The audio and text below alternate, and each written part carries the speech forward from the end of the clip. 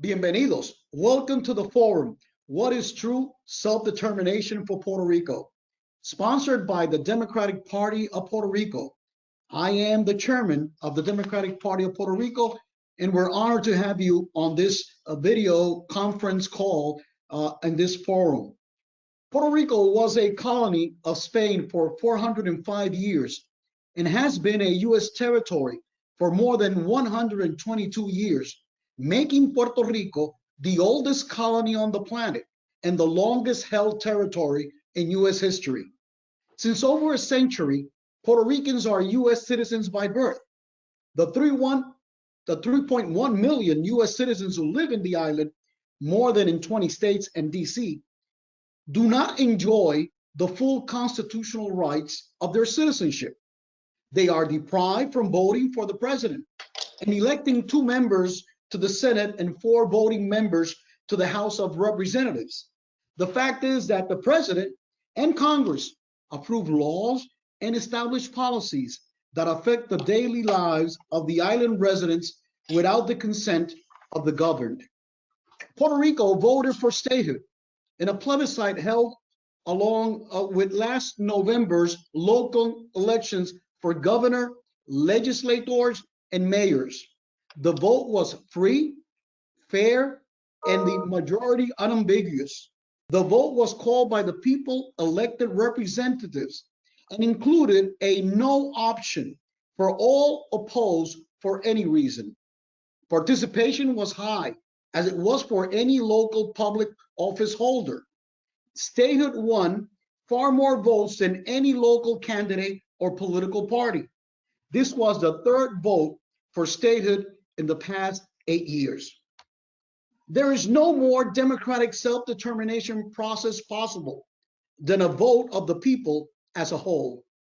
To expect a territorial convention on political status, as some have proposed, would be to disrespect the majority of Puerto Ricans and the democratic process. The mandate by the people of Puerto Rico for equality can no longer be either questioned or ignored. As President Biden declared before the vote, and I quote, "Statehood would be the most effective means of ensuring that residents of Puerto Rico are treated equally with equal representation at the federal level. But the people of Puerto Rico must decide, and the United States federal government must respect and act on that decision." End of quote. Well, Puerto Rico has decided, and it is time to heed President's directive for federal government action. Congress needs to urgently and unequivocally guarantee equality to the 3.1 million American citizens who call Puerto Rico their home, but to whom that equality has been denied. Right now, the only way for Puerto Ricans to obtain equality under the territorial clause is by moving to an existing state, as so many have, that 65% of all Puerto Ricans, almost 6 million, now live in a state of the Union. It is not surprising that the majority of Puerto Ricans who live in the mainland also support statehood for the island. 2 separate polls made by ALG Research among Puerto Ricans in Florida and New York show that 81% and 66% respectively want statehood. At the national level, according to the latest Gallup poll, 66% of Americans favor admitting Puerto Rico as a state, with higher support among Democrats, 83%. The Democratic Party has always supported the right to vote and the sanctity of the majority expressed in the ballot box, as we so strongly reminded Donald Trump after Joe Biden's election on November 3. In these times, when rightfully so, we censure and attack voter suppression laws like the one recently approved in Georgia, and that other Republican-controlled state governments threaten to do, we Democrats cannot suppress nor ignore the will of the people of Puerto Rico who democratically chose statehood. What is needed here is for Congress to approve legislation to transition Puerto Rico to statehood. Puerto Rico should not be treated differently than any other territory that has petitioned statehood. The admission process should begin now. Let us go now and see a message from the governor of Puerto Rico, Pedro Pierluisi, who is an ardent advocate for equality in the state of Puerto Rico. Before being governor, he served 8 years in Congress representing Puerto Rico as our non-voting delegate or resident commissioner. He just recently addressed the House Natural Resources Committee on the recent vote for statehood held in Puerto Rico. What better way to continue this forum or to kick off this forum than reproducing part of his presentation? Moving forward is not possible without addressing the issue of Puerto Rico's political status. Even if we were given state-like treatment in all federal programs, it would still fall short. The American citizens of Puerto Rico deserve equal political rights as well, representation in Congress, and the right to vote for our president and vice president. This past November 3rd, a clear majority of Puerto Rico's voters declared in no uncertain terms that they want equality and no longer consent to being second-class citizens. To ignore the plebiscite results is undemocratic and un-American. This is not the time for Congress to impose on Puerto Rico a convoluted status resolution process. I respect those who advocate for other status options, but the Puerto Rican people made a clear choice, expressing that statehood is their preferred path forward. So, it is Congress's responsibility to respond to that vote. For those of us who believe in equality, we cannot consent to discrimination and unequal treatment. It is up to Congress now to show the world that the democratic principle of equality professed by our nation applies to all American citizens. Puerto Ricans have earned it, and we will fight for it until we achieve it. Thank you. Thank you, Governor. But let me bring a good friend of Puerto Rico, Congressman Darren Soto, who represents the 9th District of Florida in the Orlando-Kissimmee area, where many Puerto Ricans have moved in recent years. We are so grateful to Congressman Soto for introducing H.R. 1522 for the admission of the state of Puerto Rico into the Union. Thank you so much for this opportunity. This is a long time coming with this upcoming hearing. I recall starting back in 2007, visiting then Senate President Kenneth McClintock and meeting you, Charlie, at that time, and then later through LULAC, about a long journey that we all needed to take together, along with so many other Puerto Ricans on the island who have been working on this issue for years. I know I don't have to tell you what you all have experienced over the last few years, in particular with the hurricanes, with Promesa, with the earthquakes, with economic issues, and now, of course, with coronavirus, why the territorial status is a failed status, and why we need change. Which is why I was honored to work with you all and with Leader Rios and with the legislature to get that ballot question, a simple yes or no question on statehood, which was important since people had said in 2012 that the ballot was too confusing. Obviously, we disagree, but there's that. And then, of course, with the plebiscite in 2017, people saying there wasn't enough turnout. So fine, we do it in the general election. And what happened? 53% of Puerto Ricans made the decision.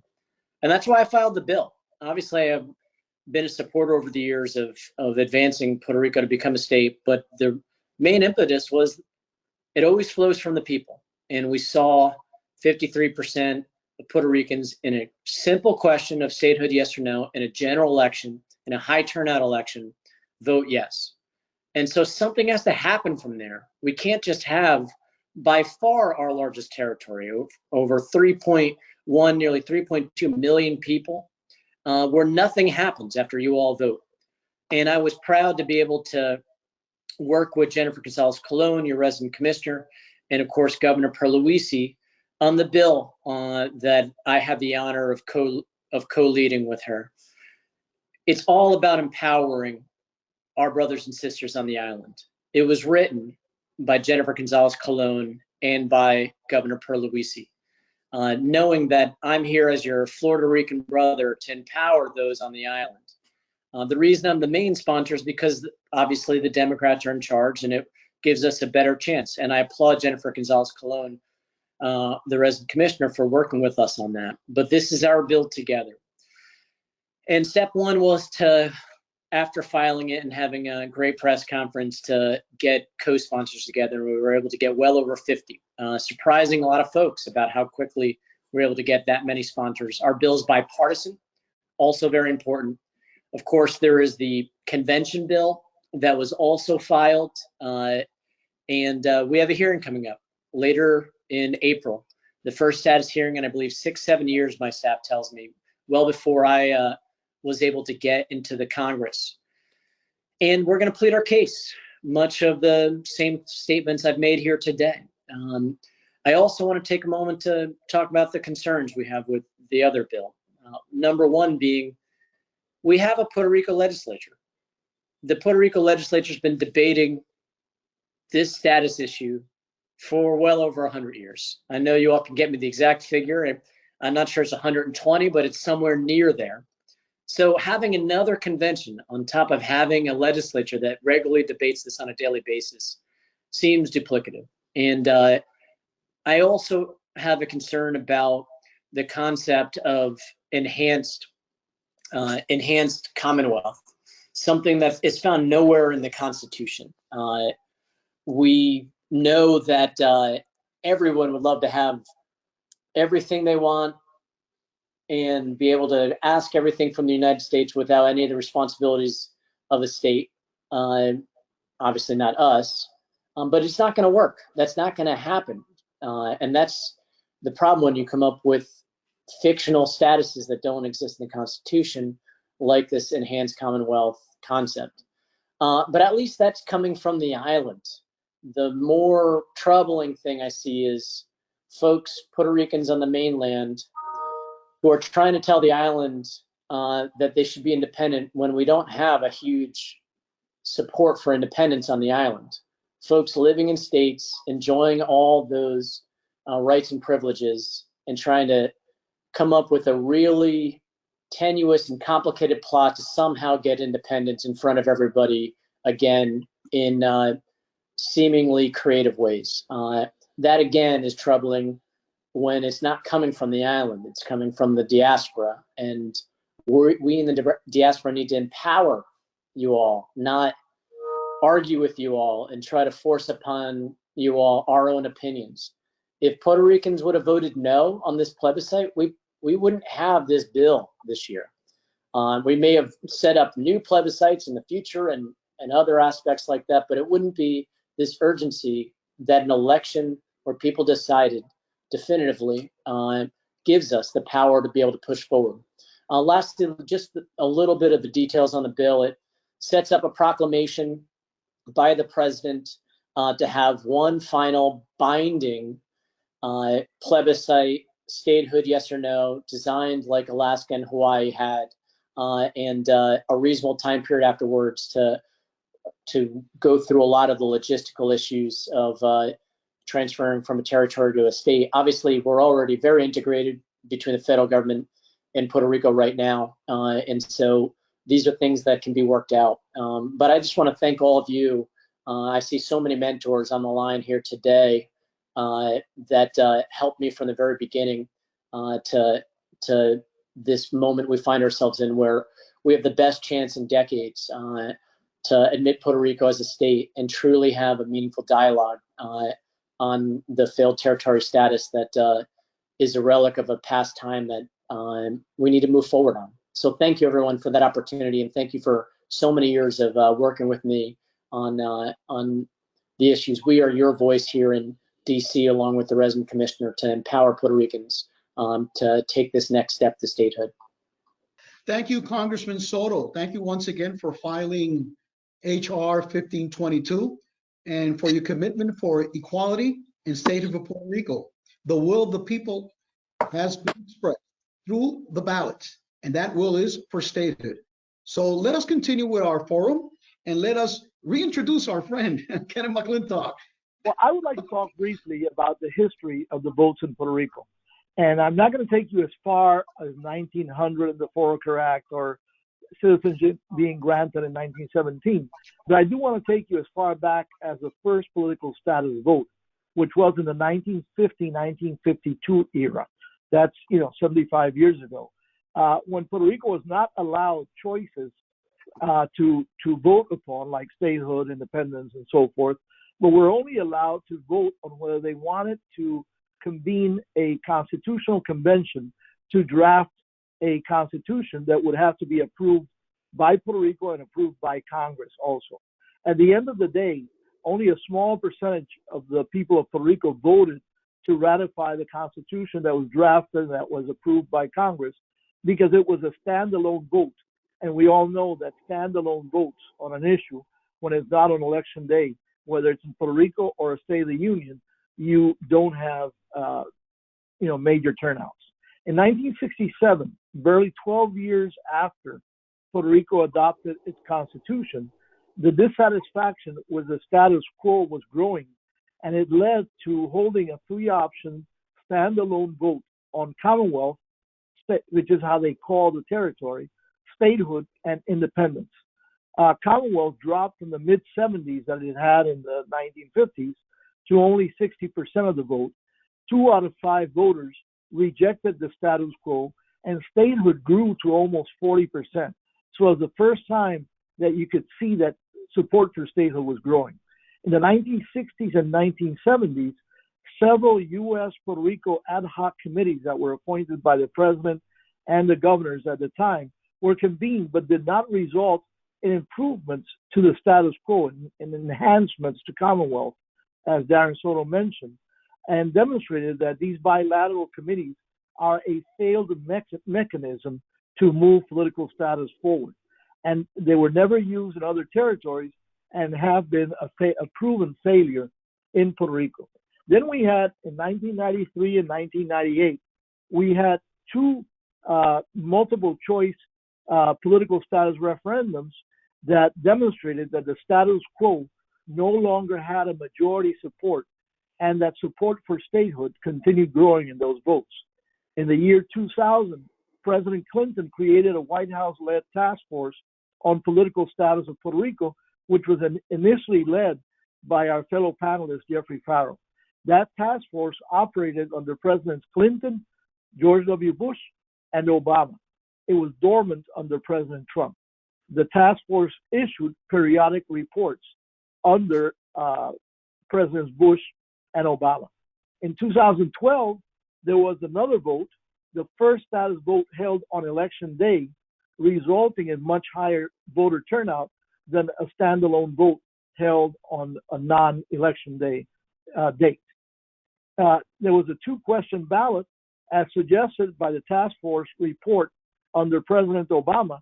In the first question, the result was that 54%, a solid majority, opposed territorial status, which means that from that day forward, the United States was losing whatever consent it believed to have by the government in Puerto Rico to govern us under the current territorial status. The second question on the ballot in 2012 resulted in a 61% vote in favor of statehood, which is higher than the initial vote for statehood in many admitted states. Then in 2017, we had another vote which was boycotted by the people who supported the status quo. There was a low turnout, being a standalone date, and statehood obviously won virtually all the votes cast because the opposition chose not to vote there. In 2020, the second election day political status vote, we had a very high turnout, and despite the 5-way race for political offices, statehood was the top vote getter with nearly 53% of the vote, which is roughly 10% more than congressional delegate Jennifer Gonzalez obtained, who was the candidate with the highest voter votes in Puerto Rico that November, and was roughly 20% more than the votes cast in favor of pro-statehood Governor Pedro Pierluisi, who you have just heard a few minutes ago. Over 72 years of referenda, we've had low turnout standalone votes, high turnout election day votes. We've had multiple option ballots. We've had yes or no votes, including Constitution yes or no, territory yes or no, and statehood yes or no. Many admitted states had multiple votes, as Puerto Rico has had multiple votes. Kentucky had 5, Maine had 7, Iowa had 3 tries, Wisconsin had 5 tries, and so forth. We could go down the list of many of the 37 admitted states of the Union.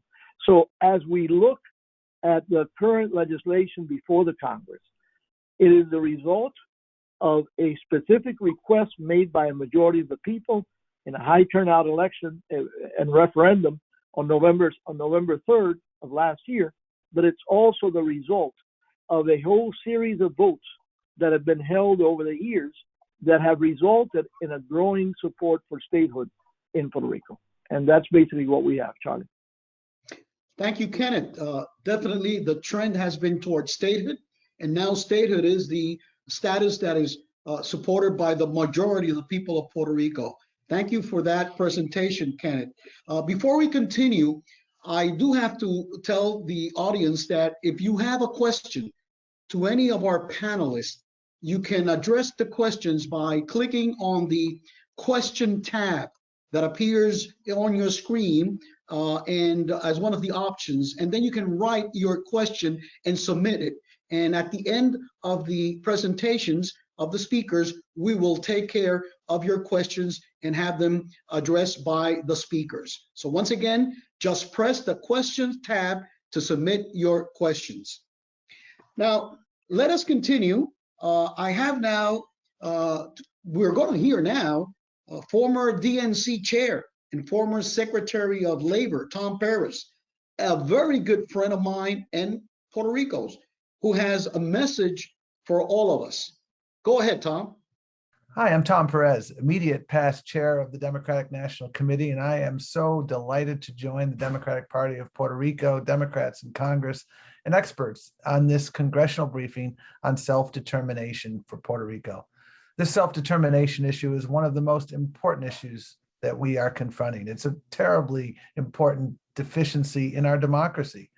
The fact that more than 3.1 million Americans who do not have votes in the government that makes their most important local laws, as well as their national laws. That's not right. That's not fair. Puerto Rico's territory status also means that they can be treated worse than residents of the states in federal laws. And frankly, overall, they are treated worse, particularly in programs relating to healthcare and programs affecting the most vulnerable. There are also many reasons for the island's serious economic and budgetary problems. The territory is engaged in a self-determination process right now. It has made the fundamental decision, the political status it wants, which is equality within our nation. It has voted for statehood 3 times since the 2012 elections. The first 2 votes were among all of the options that the committees of jurisdiction of both houses under both parties and successive presidential administrations, backed up by Supreme Court rulings, have determined to be possible.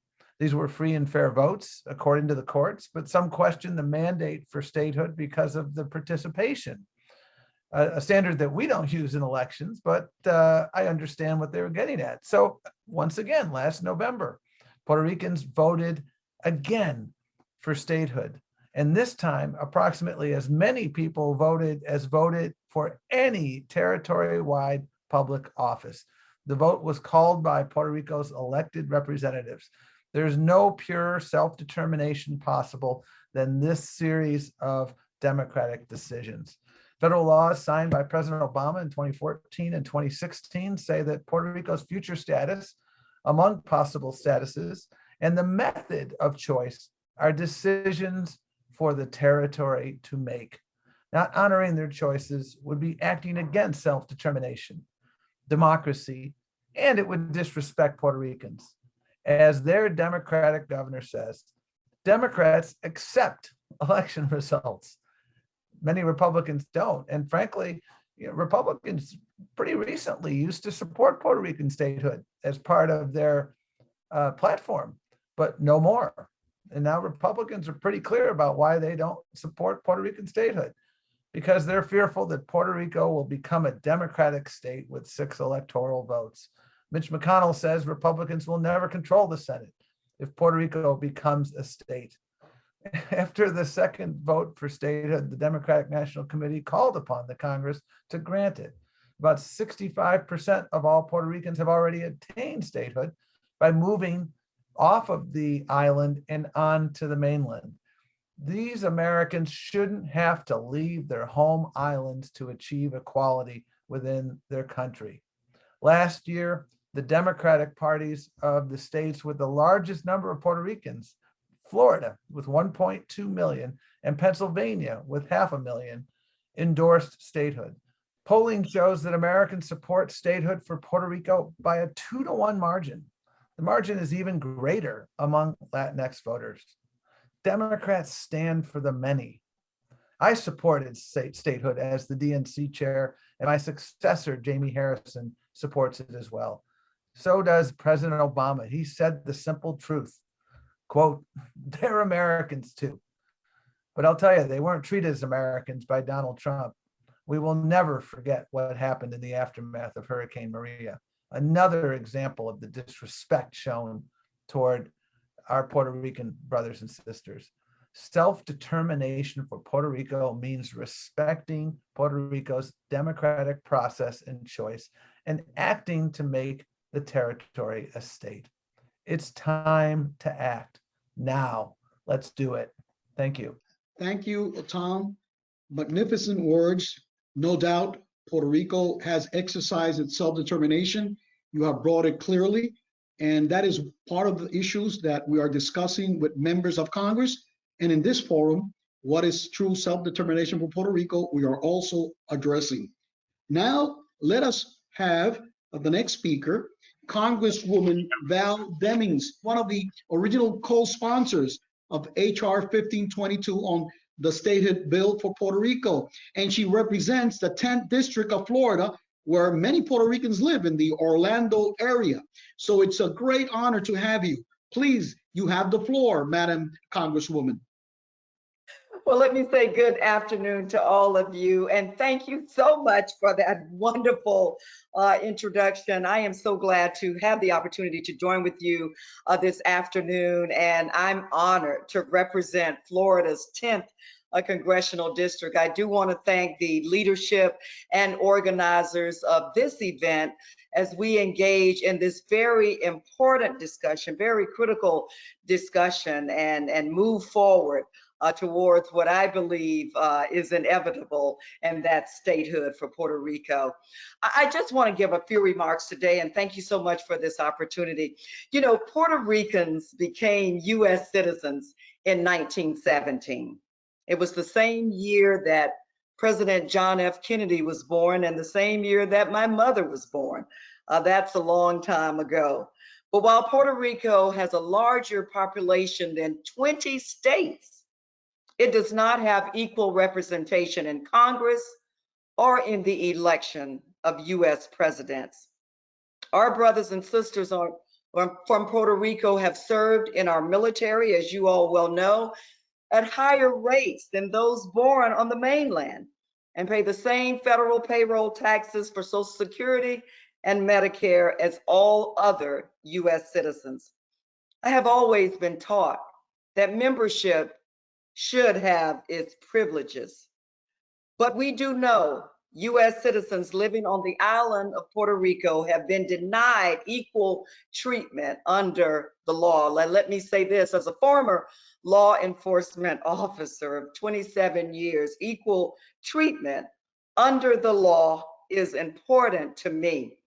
This second-class treatment has been tragically apparent in the last few years as the island of Puerto Rico has faced so much. It's suffered through a recession. It's been battered by hurricanes like Irma and Maria, and further weakened by a series of earthquakes, which have all caused damage to the infrastructure and to Puerto Rico's energy sector.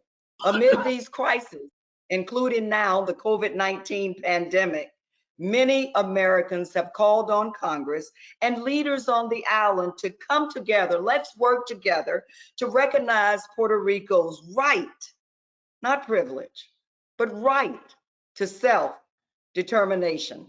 Now, we know that various facets within the Democratic Party may differ on statehood, may differ on independence and the status quo, but bringing different experiences to the table and acknowledging different perspectives continues to be a strength.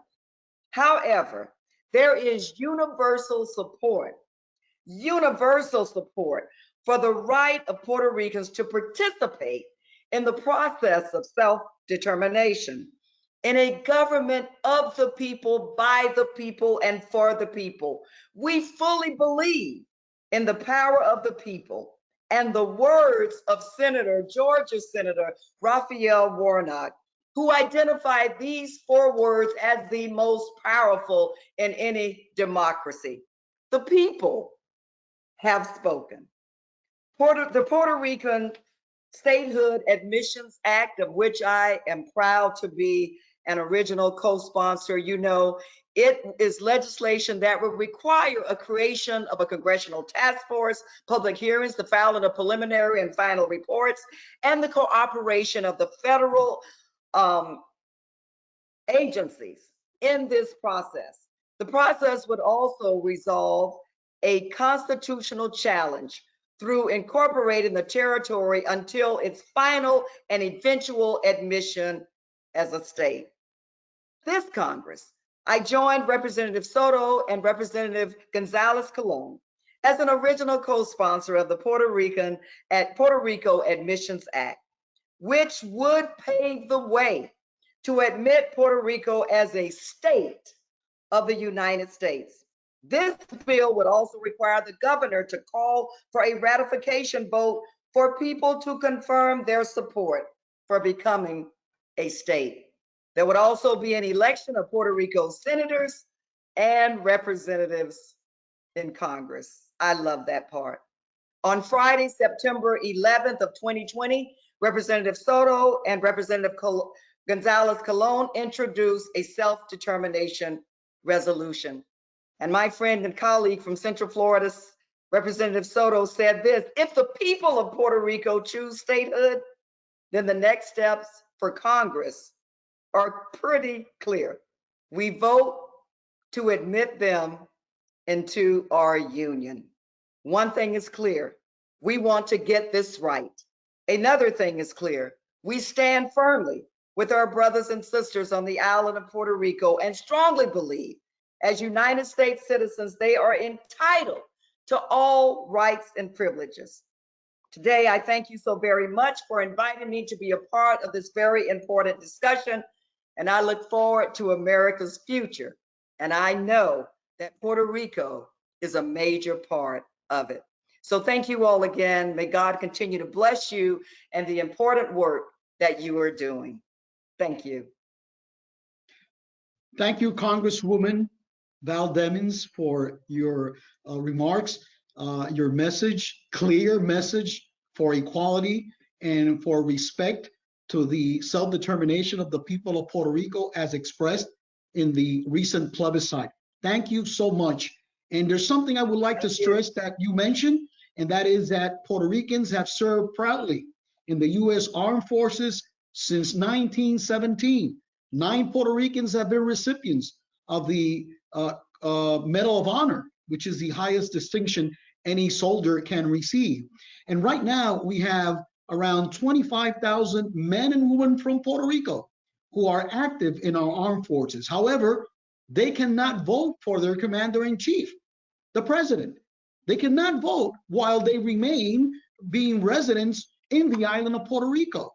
So they can die for this country, but they cannot vote for the commander-in-chief. This is something that has to be changed.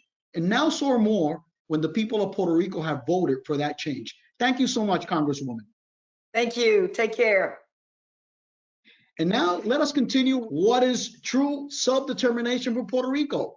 And we are now having our speaker, Jeffrey Farrow. As I mentioned, he was the chair of President Clinton's White House task force on Puerto Rico, and he's also the former staff director of the House Subcommittee on Territories. He is considered an expert on matters of the territories. It is with great pleasure that I introduce and give the floor to our friend Jeffrey Farrell. Thank you, Charlie. I'm going to start by being a little bit redundant, but I think it's important because I want to talk about there are two bills that have been introduced in the House of Representatives and in the Senate. And we've had Congressman Soto, Congresswoman Demings, and they've talked a bit about the bill that they introduced, which would follow Puerto Rico self-determination. I'll explain that in a minute. But there's another bill that's actually called the Puerto Rico Self-Determination Act that is really an anti-self-determination bill, an anti-democratic bill. Democratic, I think, both with a lowercase d and a larger case d, and it's an anti-statehood bill, despite what the authors said. And so the redundant part is, you've heard this, what is self-determination? Self-determination, originally promoted by President Wilson, means the people have a people in a non-self-governing territory get a government that they want in terms of its form and structure. So that means they're a nation, they're part of another nation, and they get to elect the people who make their laws. Obviously, Puerto Rico doesn't meet that now. And so what's occurred in Puerto Rico, again, is that Puerto Rico elected representatives. The elected representatives ran on a platform of having a plebiscite on statehood. They called that plebiscite. The people voted by majority for statehood. As many people voted as voted for governor of Puerto Rico, so the turnout was good. And there was a vigorous campaign. And as it was said, anybody who was opposed voted no.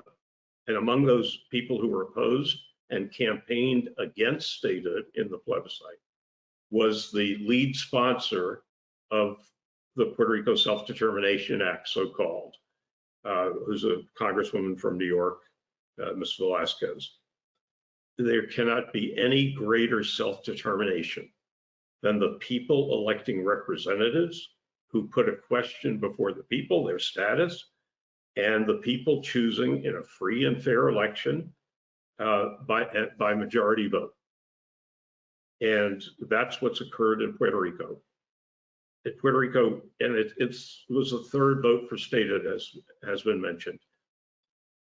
And I mention this because some of the advocates of the Self-Determination Act, Congresswoman Velasquez, says all the options ought to be considered.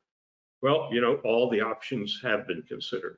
There's a free and fair vote in 2012. There's a free and fair vote in 2017. And in those votes, all of the options, all of the statuses that the federal government says are possible, and by federal government, I mean successive presidential administrations since the end of communism in the Soviet Union. It's another story that I'm happy to explain. Every administration, every congressional committee that has jurisdiction in the House and the Senate have said there are three possible alternatives to the current colonial territorial status. That's statehood, independence, and nationhood in an association with the US that either nation could end, that includes Puerto Rican national citizenship and not US citizenship. So Puerto Rico is engaged in self-determination. And what the Self-Determination Act it does is it disrespects the people of Puerto Rico. It disrespects their democratic process. And it tries to pressure them into accepting a process that the losers in the plebiscite want. Congressman Velasquez campaigned in the plebiscite against statehood. Now she's come up with a way of saying, oh, we ought to have another choice and we ought to choose among all the options. Now, there was no vote in Puerto Rico before 2012 that was limited to real possibilities. And so my friend, former Senate President, Secretary of State of Puerto Rico, McClintock, mentioned the first plebiscite on Puerto Rico's status in 1967. That was among three options: statehood, a real option; independence, a real option for Puerto Rico that Puerto Ricans had repeatedly rejected; and an option called Commonwealth. What Commonwealth is the unincorporated territory status of today. The option that was on the ballot in 1967 that was called Commonwealth, and the option that was on the ballot in 1993, the second plebiscite, that was called Commonwealth, had nothing to do with the current status. They were combinations of aspects of different statuses. And again, the executive and legislative branches of the federal government, and also relying on Supreme Court rulings, have said there are no other possible options. And that's the second point I want to make about the Puerto Rico Self-Determination Act. That bill doesn't say what Puerto Rico's status options are under that process that it proposes. And that's intentional. And the primary authors of the bill have written op-eds and said in interviews that the options include statehood, independence, free association, all of which are right, and quote, any other non-territorial status. And the very essential point to understand with Puerto Rico's status debate is there are no other non-territorial statuses except for statehood, independence, and free association that are possible without a constitutional amendment. And so that is an opening for confusion. It's an opening for what's just happened in Puerto Rico last week, where the second largest political party that has a majority of seats in Puerto Rico's House by one vote said that they wanted a non-territory Commonwealth status that is not statehood and is not nationhood. And they want that to be recognized under Congresswoman Velasquez's bill. And, you know, it's implicitly recognized. They want it explicitly recognized. And if you have that, then you can't have real self-determination, because self-determination is choosing among real possibilities. It's not choosing statehood with 4 senators instead of 2. It's not choosing a self-designed status. And that gets me to the next point, is that bill would set up a convention. If that bill would recognize a Puerto Rico convention is set up, the bill would not set up a Puerto Rico convention. And it's important to understand that the governor of Puerto Rico has said, who's just been re-elected, will be there for 4 years, has said we're not going to have any such convention. But that convention, according to the bill, would be able to make changes in federal law within the jurisdiction of at least 6 committees of the House and 5 committees of the Senate that I've counted, without those committees being able to consider the changes in federal law that the convention determines, and without either House of Congress being able to amend a law that is drafted unilaterally by a convention in Puerto Rico. And Congress writes its own laws. It doesn't delegate to others the writing of laws. And we're talking about, to make Puerto Rico a state or a nation, about 50 laws need to be amended. In addition, that's unthinkable under any rule that the House or Senate have ever had. Also, under that legislation, the Puerto Rico Convention's draft status bill would be discharged. It would be initially referred to 1 committee in the House, 1 committee in the Senate only, and those committees would be discharged if they rapidly do not report the bill, and they can only report it favorably. And if once they do, any member of Congress from any state could make a motion after 3 days to consider the Puerto Rico drafted law, and in the House, on the floor of the House, floor of the Senate, and it would be considered without delay. It would be considered without debate. There could be no point of order on the motion to consider. And again, the debate would be limited to 2 hours, 1 hour for, 1 hour against in each house. And if passed by one house, the bill would go to the other house, and the other house would have to act on the other house's passed bill, so they couldn't originate their own bill. The worst part, and that's, that makes the bill pretty ridiculous. But the worst part of the bill is that it would set up what is called a bicameral congressional negotiating commission, and to advise the Puerto Rico Status Convention. There actually would be no negotiating done, but this commission would advise the convention on matters such as the culture, language, etc., of a state or a nation of Puerto Rico. That would violate, first of all, for Congress as a whole, by law, to say that a state of Puerto Rico would have to have a certain language would violate the 10th Amendment to the Constitution. So it's unenforceable. The federal government doesn't tell any citizen of the United States and any citizen of the world what their culture should be. We certainly don't tell other nations what their language and culture should be. That's a xenophobic, anti-Latino provision.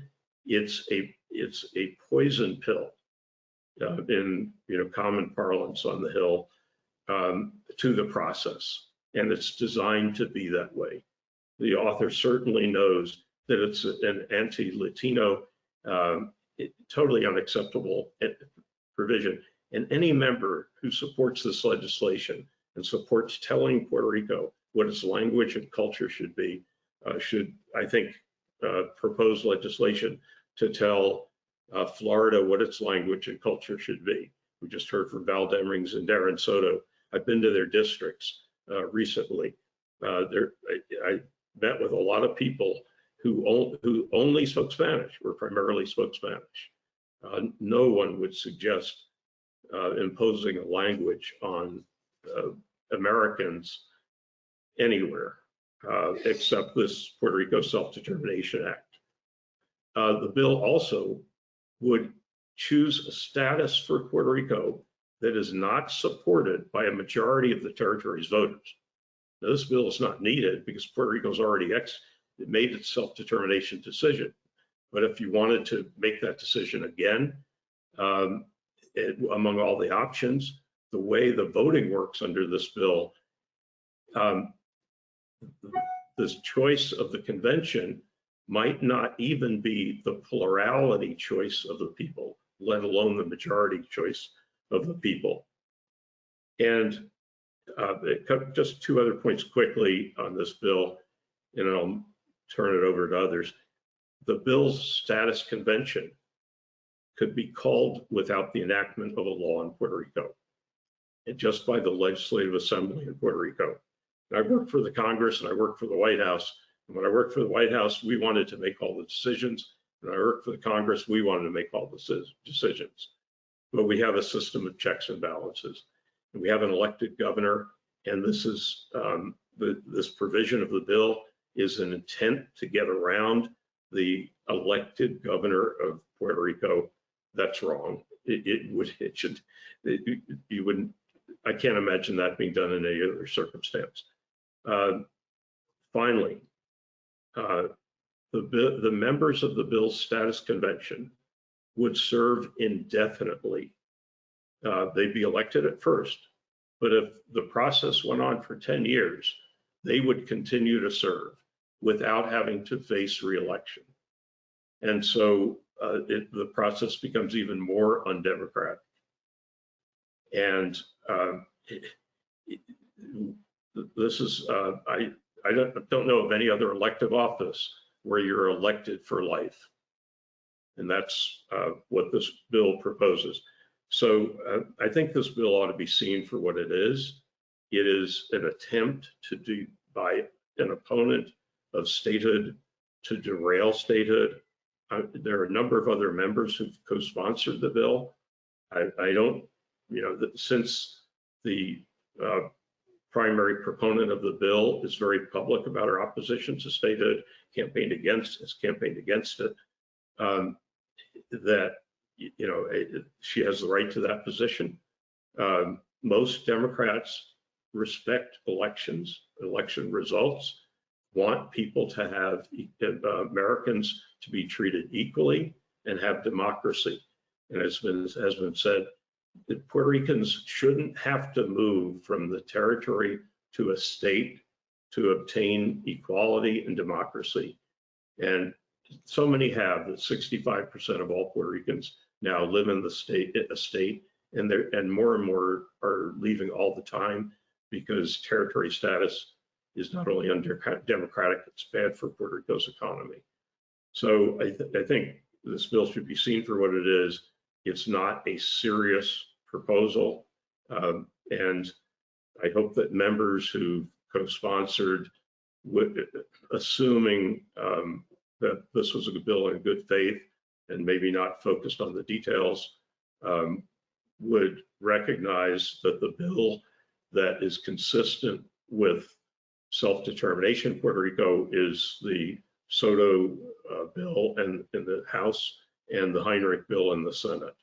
And we're going to have a hearing in 2 weeks in the House committee, and members, I hope, will express their support for equality and democracy and real self-determination in Puerto Rico by supporting the Soto Heinrich bill. Thank you. Thank you, Jeffrey Farrell, for that excellent description and analysis of the so-called self-determination bill for Puerto Rico that has been introduced by some members of Congress. No doubt that that should be examined in the next hearing that I believe will take place on April 14 in the House Natural Resources Committee that is chaired by Raul Grijalva. So we expect that both bills will be examined and that the people will realize that the bill that is called the self-determination bill is not for self-determination, but it really perpetuates what we have right now, which is the status quo. So thank you so much for that. And obviously, I do want to remind everyone that if you have questions, you can press the question tab and submit your question, your written question, and it will be addressed at the end of this of the presentation of the speakers. Before we go to our next speaker, let's first hear from Congressman Jamie Raskin. He is an original co-sponsor of the Puerto Rico Admissions Act and a former professor of constitutional law at American University. He represents the 8th District of Maryland. Congressman Raskin, with you. Hello to all my friends in the Puerto Rican Democratic Party. Democracy means consent of the governed. Nothing about us without us was a slogan that the Poles used during the Solidarity movement. I always like that. Nothing about us without us. If it concerns us, we need to govern. And that really is the meaning of America's great experiment in democratic self-government at every level, the local, the county, the state, and the national. And ultimately in America, self-government and self-determination has meant being able to have your own state, being able to govern yourself in terms of state and local matters, but also getting to participate on an equal basis in all national decision-making under the Constitution. That means that you need to have representation in the House, you need to have representation in the Senate, and those people need to be able to vote. If you're not at the table, you're going to be on the menu. We know enough about politics to understand that. So equal rights, self-government, self-determination for Puerto Rico, to my mind, means statehood. being admitted as a new state on equal footing with every other state in the Union. That's why I am a champion of statehood for the 3 million patriotic American citizens who live in Puerto Rico right now. I'm sending you all of my best and my gratitude and my solidarity for your hard work on behalf of the people of Puerto Rico and on behalf of people of the United States. Thank you, Congressman Raskin. Thank you for your message. And we also have, and I'm honored and pleased to introduce Congressman Richie Torres. He is an original co-sponsor of the Puerto Rico Admissions Act and a former New York City councilman. He represents the 15th District of New York, and he wants to share with us an interview where he discusses the political status of Puerto Rico. Let's hear Congressman Torres. In the United States, statehood means a seat at the table. It would mean billions of dollars in new resources, as well as representation for Puerto Rico. It would mean 2 US senators and 5 members of Congress. It would mean billions of dollars in funding for critical programs like Medicare and SNAP and higher education and infrastructure. My view is that Puerto Ricans are American citizens. And so why not make them equal citizens under the law? Like, the best solution, the only solution to inequality is equality, which can only be conferred by statehood. And I see the colonization of Puerto Rico, I see the disenfranchisement of 3 million Americans on the island to be a deep rot at the very core of American democracy. I mean, how can we claim to be a democratic society when we deny the fundamental right to vote to 3 million American citizens? How can we claim to be democratic when we subvert the government of Puerto Rico in favor of a financial control board that is neither representative of nor accountable to the people on the island? So I'm cautiously optimistic that we have more momentum than ever for Puerto Rican statehood. And it's worth noting, what matters is not my opinion. What matters is not the opinion of any member of Congress. What matters is the will of the people on the island. The people have spoken. In November of 2020, a majority of the Puerto Rican electorate cast their ballot for statehood. And when the people have spoken, we in Congress have an obligation to legislate what the people voted for. That is self-determination. That is democracy. That is decolonization. Thank you. You are so clear in what is the will of the people of Puerto Rico and what is self-determination for the people of Puerto Rico. I do want to mention that the governor of Guam, Lourdes Leon Guerrero, joined the call and previously sent us a written statement that reads in part as follows. Buenas yan, Hapadai. Like Puerto Rico, Guam has been asserting its inherent right to self-determination. As an unincorporated territory, we are limited in our ability to negotiate meaningful partnership with our regional neighbors, and we lack the full authority to dictate how our land, skies, and waters are to be used. Today, the impact of colonization of our island and of our people is magnified by the constant wave of development, militarization, and globalization. The Biden-Harris administration has acknowledged that now is the time for the United States to rectify the social injustices of the past, whose effects continue to shape our present and guide our future. And now is the time to act. My administration has not been silent in our intent to press forward in Guam's quest for decolonization.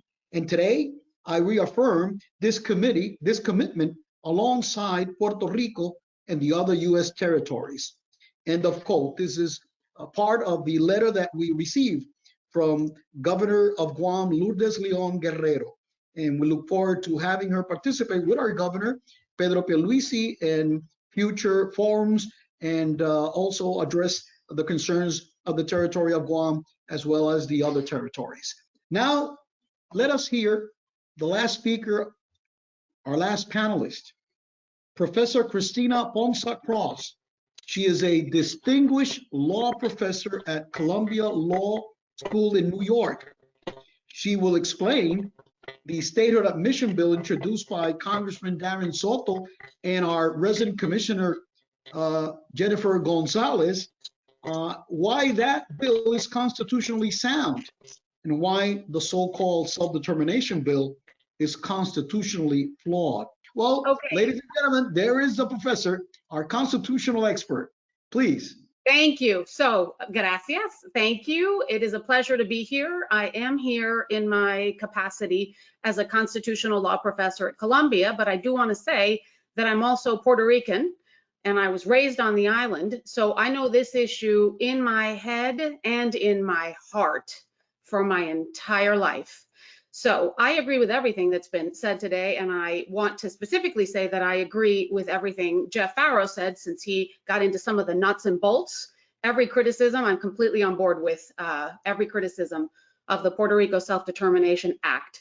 So I want to try to stay focused on the constitutional issues that are at stake and explain, as Charlie Rodriguez said, why the Admission Act is constitutionally sound and desirable, and why the Self-Determination Act is constitutionally unsound and undesirable. So just a couple of basic facts that I think it's important to keep in mind when thinking about these two bills and about Puerto Rico's future.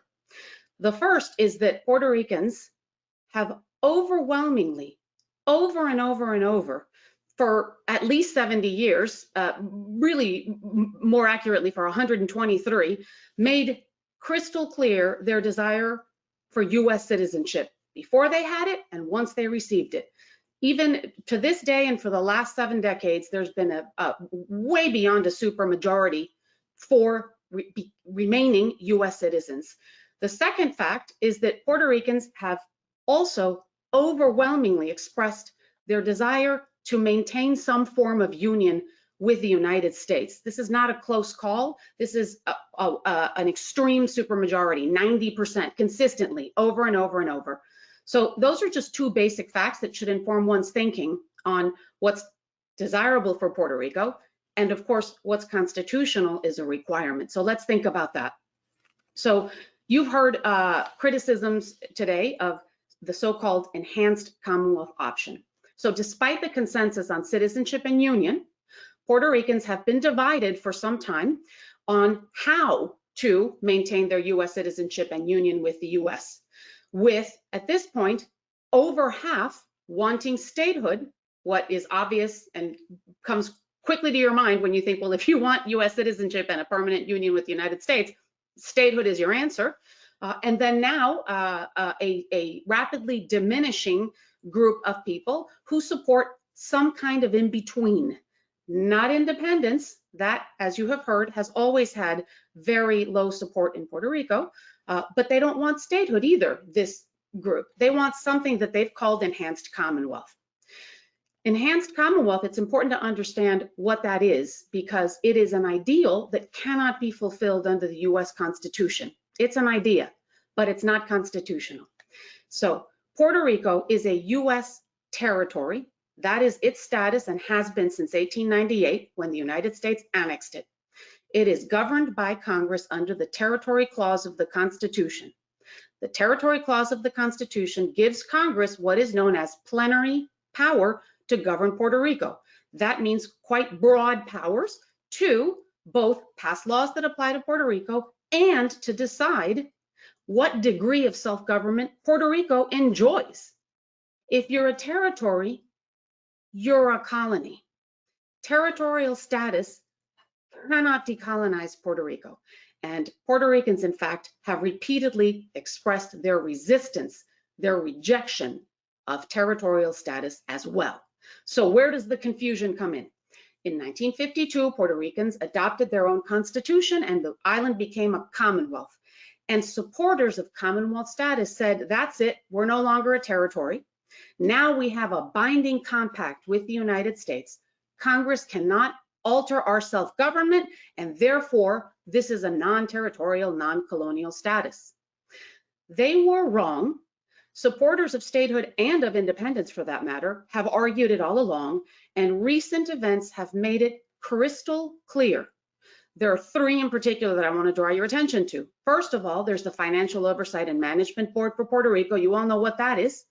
That is a clear, dramatic, unilateral modification of Puerto Rican self-government. No matter what else you think about it, even if you think it's a good idea, it unilaterally modified Puerto Rico's self-government. And it did so because Congress has the power to do that, as we've said all along. The second two developments you should have in mind are two recent Supreme Court decisions. One of them is called Puerto Rico versus Sanchez Valle from 2016, and the other is Financial Oversight and Management Board versus Aurelius. That's from 2020.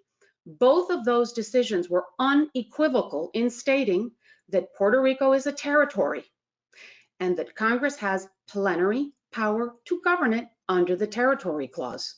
So where there was doubt among supporters of Commonwealth before, there is no further doubt. Puerto Rico is a territory. I don't say that with pleasure. I say that with sadness. I don't want Puerto Rico to be a territory anymore. And the only way under the US Constitution for Puerto Rico to stop being a territory is for Puerto Rico to become a state or to become independent.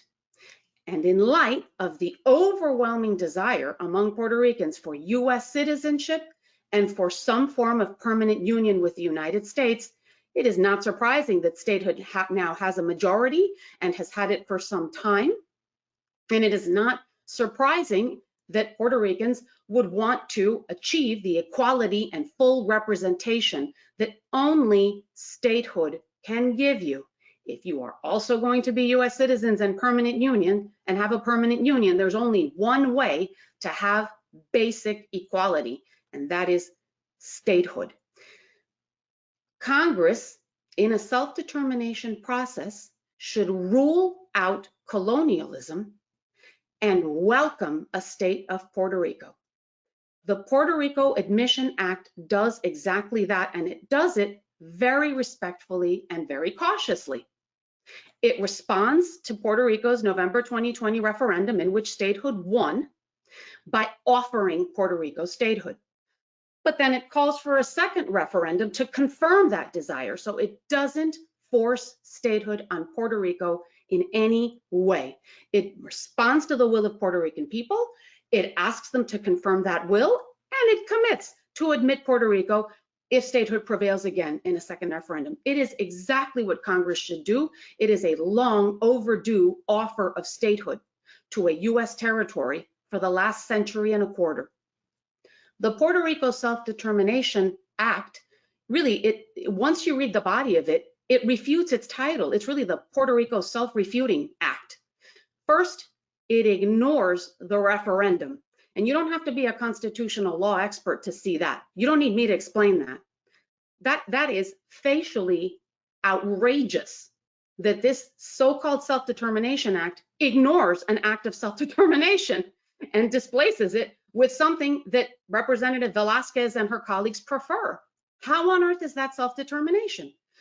To get constitutional about it, another thing this act does, as Jeff Barrow explained, and I will reiterate, it invites Puerto Ricans to define options that they cannot constitutionally have. It is cruel to tease people in this way, and it is not acceptable to offer people options that Congress does not have the power to give them. This is very clear in all of the explanations of this bill, and it's clear in the text. And you know how it is? Because if you invite people to define options that are outside the territorial clause without saying there are only two, statehood or independence, there's the third one, free association, is independence with a treaty of free association. So there's really only two, statehood and independence. There's nothing further to define. We know what the options are. So sure, a transition has to be developed. The Admission Act provides for that. Sure, we need to work out the details of the transition, but what the options are, we know what the options are. It is not okay to suggest to Puerto Ricans that they can choose among other options. It's statehood or independence, and once again, in light of the overwhelming desire for US citizenship and permanent union and a referendum in which a majority voted for statehood, it is literally a no-brainer. You really don't have to be a constitutional law expert. It is a no-brainer that what Congress should do is clearly invite Puerto Rico to become a state, make the offer clearly, as the Admission Act does, and welcome Puerto Rico as a state of the Union. I'll leave it there. Thank you, Professor. The truth is that the best is always at the end, and you were just marvelous. Thank you so much. It's the truth. I mean, you know, it's you don't have to be a constitutional wizard to know that self-determination must be whatever the people vote. And obviously, the only way to deal and end colonialism or the territorial status is by becoming a state or becoming an independent country. And Puerto Rico has voted always in favor of permanent union with the U.S. and now for statehood. So that is very, very clear. Thank you so much.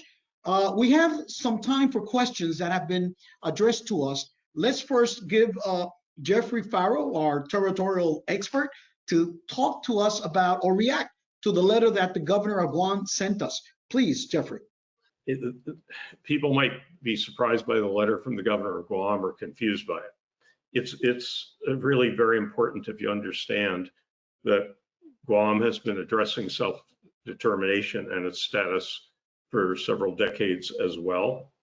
Originally, Guam did a quest for Commonwealth, following the idea in Puerto Rico that the federal government ultimately told Puerto Rico was impossible and told Guam. I was part of that in the Clinton White House, and Congress as well told Guam that you cannot have what Congresswoman Velasquez is inviting, as Christina just explained as well. And so, having gotten that answer, Guam recognized that there is no Commonwealth status possible in terms of what they want or what the Commonwealthers want in Puerto Rico. You could have Commonwealth that's the current territory, but nobody wants the current territory in Guam or Puerto Rico. So what Guam is doing right now, and this is clear from the governor's letter, is they are having a debate among the three real options: and statehood, nationhood, which is pure independence, or independence with a compact of free association with the United States, under which they would be a sovereign nation. We would share government powers, but they would be citizens of Guam. The governor talks about nationhood status. If Puerto Ricans wanted to be a nation, I would be 100% in support of Puerto Rico becoming a nation. But Puerto Ricans want statehood, equality within the U.S. That's what they've chosen. And Guam is in that choice process right now. Puerto Rico's made the choice. Thank you. Thank you, Jeffrey, for making that important distinction between what's happening in Guam and what's happening in Puerto Rico, and probably what's happening in the other territories like the U.S. Virgin Islands, American Samoa, and the Northern Mariana Islands. There is a question here that I think would be addressed to the professor. It says here that the question is, some of the Commonwealth Party lawyers claim that there can be a non-territorial status not being stated, and that Puerto Rico, under that non-territorial status, could keep its U.S. citizenship. Is that true? And that is the question: has it been raised? Sure. So there is a non-territorial status that isn't statehood. That status is independence. That's it. Everything in between is territorial. While Puerto Rico continues to be a territory, Puerto Ricans obviously can be U.S. citizens. They are now. If the question is whether that citizenship is guaranteed, it apparently is not. That is, going forward, Congress could stop granting citizenship to Puerto Rico, because no court has ever held that the citizenship clause applies to Puerto Rico, and so Puerto Ricans are U.S. citizens by virtue of a statute. There's litigation around that question, but for the moment, Puerto Rican citizenship, that is U.S. citizenship in Puerto Rico, is statutory, and therefore Congress could stop granting it in the future. I don't think that's likely, but the bigger problem is that if Puerto Rico remains a territory, then it remains a colony. And so even if everybody else there is a U.S. citizen, there are U.S. citizens living in a colony, and that's the problem.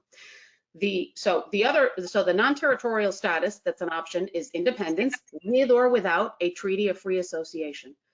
If Puerto Rico is independent, then Congress does not have any obligation, nor is it at all likely to continue granting citizenship to persons born in Puerto Rico. It is the United States' understandable policy, it is not alone, not to grant US citizenship to persons born in a foreign country by virtue of their birth in that foreign country. So if you are the child of US citizens living abroad for some time or what have you, well, then you can be born a US citizen. But if Puerto Rico becomes independent, that's the end of US citizenship in Puerto Rico, according to the United States' clear policy. In addition, I think it's really important to understand that if Congress were to say to Puerto Rico, sure, you can be independent and remain citizens, Congress could change its mind the following week. And Puerto Ricans have had way too much uncertainty for way too long. No one should claim that Puerto Ricans could count on having US citizenship as anything other than a state. I want to add to that, and I agree. Yes, Jeffrey. That the Clinton, Bush, and Obama administrations all addressed this question of statehood, of citizenship under Puerto Rico becoming a separate nation. They all said that citizenship would not continue to be granted to people born in the future. There's a bigger question, a tough question about how to deal with the transition, people who are alive at the time, because at the time, most likely what Congress has said in the past in similar situations is the people would make an election between remaining a US citizen or becoming a citizen of the new nation.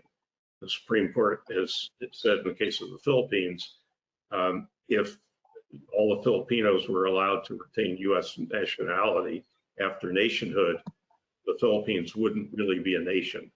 So you can't really be a nation and have US citizenship. Thank you, Jeffrey. There's another question I think has to do with taxes or the big corporations in the island. There is a question here that says that the big corporations on the island may have an interest in blocking statehood to protect their tax breaks. How would you surpass that? You know, I think there's certainly going to be companies are largely exempt from U.S. income taxes on their Puerto Rico income. Most of their Puerto Rico income, by the way, is not earned in Puerto Rico. 80% of it is income earned in the States, shifted to Puerto Rico to avoid taxes. The 2017 tax law taxed them at 10.5%, and that the Democrats thought that was a giveaway to the companies. Companies don't want to pay more taxes than they have to. So what they will do is predictable, but they're somewhat restrained in how political they can be. I think the bigger issue really is that individuals and service providers from the states, hedge fund traders are a big one. It could be lawyers, public relations, other businesses where they say they work in the states, but do it remotely from Puerto Rico. Those people are avoiding all federal taxes, and they're also avoiding all Puerto Rico taxes, almost all Puerto Rico taxes. And I think those folks are individuals. It'd be much they'll be much freer with their money against equality for Puerto Ricans. But the taxes that these companies are not paying, the individuals are not paying, mean higher taxes on Puerto Ricans and mean higher taxes in the federal government and in the states where people are moving from ostensibly leaving their businesses in New York, operating the business from Puerto Rico to avoid taxes personally. And that just people in New York have to pay higher taxes. Senator Schumer just addressed that a couple of weeks ago and said it was outrageous, and talked about doing something about it. We'll see. But yeah, that's an issue. People are going to want to preserve their tax exemptions. And if it were not for the tax exemptions, a lot of the opposition to statehood in Puerto Rico would go away, because there are people who, the vast majority of Puerto Ricans are relatively low income. There is a minority that does very well for themselves, and it's related to these tax exemptions for companies and individuals. And so they are the money behind the opposition to statehood for Puerto Rico. Previous states had the same problem. Alaska had the same problem, where people who were avoiding taxes didn't want to pay them and opposed statehood. Alaska's a state, and that's just one example. We only have a few minutes, and there is this other question. Probably any one of you can jump into it. It says here that how do Democrats fight the GOP efforts to suppress the vote in different states and ignore the recent decision of voters in Puerto Rico? I kind of addressed that in my introduction, but hey, would you like to address it also? Christina, Jeffrey? I'm going to defer to Jeff on how to fight. I am certainly opposed to all efforts to suppress the vote saliently by denying Puerto Ricans representation. But on how to fight it, Jeff, help. Well, one of the ways to fight it is that Democrats should be aware. And there was mention earlier of polling in New York and in Florida, and that polling that was cited also asked the question, would you resent Democrats if they supported statehood for DC, which I support, and didn't support it for Puerto Rico if Puerto Rico voted for it? And there were the percentages of Puerto Ricans who were Democratic voters who said that they would resent Democrats who did that was high. That's a fact that Democrats need to know. And I think it's unconscionable to not support what the people vote for. President Biden said this in his only speech in the campaign on Puerto Rico, which was delivered in Darren Soto's district. He said, if Puerto Ricans vote for statehood, quote, the United States federal government must respect and act on that decision. And, you know, I think that's the position, and President Obama has been very clear about that as well. Democrats honor elections. We just had a president who didn't accept election results. We have a number of Republicans who still don't. And they're, you know, as said by Chairman Perez, they're very clear on why they don't want to accept Puerto Rico's statehood, most Republicans. And that is because they're afraid, and I think rightly so, that Puerto Rico would be a Democratic state. There are Republicans, and there will be contests, and maybe here and there somebody might get elected. But Puerto Rico is going to be a state that will mean that Democrats, as Senator McConnell said, will control the Senate for the foreseeable future. Republicans won't have a chance. That puts a lot in the presidency as well. And as close as the margin is in the House, we'd like to have 3 or 4 more votes in the House on our part, in our party as well. Well, thank you, Jeffrey. Thank you, Professor Christina Ponce Krause. Thank you, Kenneth McClintock. And thank you all for joining us in this forum titled, What is True Self-Determination for Puerto Rico? I hope you've been able to come to a complete answer and a clear answer of what really is self-determination. And I hope you can support H.R. 1522, submitted by Congressman Darren Soto and a resident commissioner, Jennifer Gonzalez, to provide for the admission of the state of Puerto Rico into the Union as a response to the vote held in Puerto Rico last November for statehood. Thank you so much for joining us. There are some other questions, but we will have to leave them for a future occasion. Heinrich as well in the Senate. Right. We have to say that Senator Heinrich has also introduced a companion bill in the Senate that we hope will be also considered. Thank you so much for joining us. And I hope you will support the self-determination of Puerto Rico in HR 1522, as well as the companion version in the Senate of the United States. Thank you all. Muchas gracias.